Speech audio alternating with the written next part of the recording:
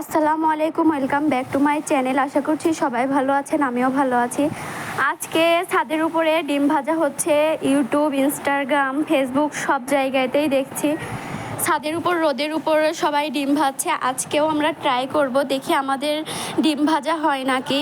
আমরা প্রথমে ছাদের উপর চলে আসছি আর এখানে একটা কড়াই দিয়ে দিছি। আর আপনারা তো দেখতেই পাচ্ছেন, কড়াইটা গরম হলে আমরা 1 ঘন্টা পর চলে আসব আর 1 ঘন্টা পর দেখব সত্যি কি ডিম ভাজা হয় নাকি।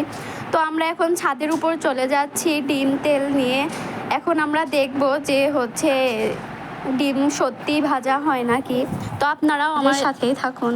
আমাদের কড়াইটা গরম হয়ে গেছে, এখন আমরা তেল ঢেলে দিচ্ছি আর আপনারা এখনই দেখতে পাবেন ডিম ভাজা হয় নাকি। তো তেলটা হচ্ছে 15 মিনিটের জন্য রেখে দেব, রেখে দিয়ে তারপরে আমরা ডিম ভাজতে চলে আসব। এটা যেহেতু গরম হয়ে গেছে, এখন আমরা দেখব ডিম ভাজা সত্যিই হয় নাকি। আর একজনের হাতে লবণ, ডিম আর খুন্তি দেখতেই পাচ্ছেন আপনারা।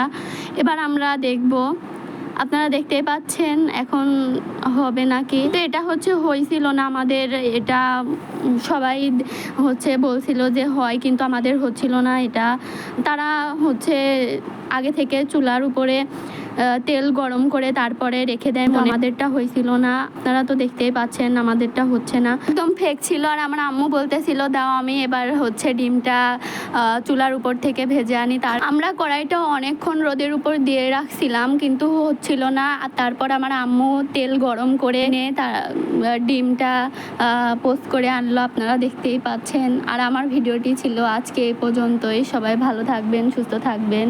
আল্লাহ হাফেজ।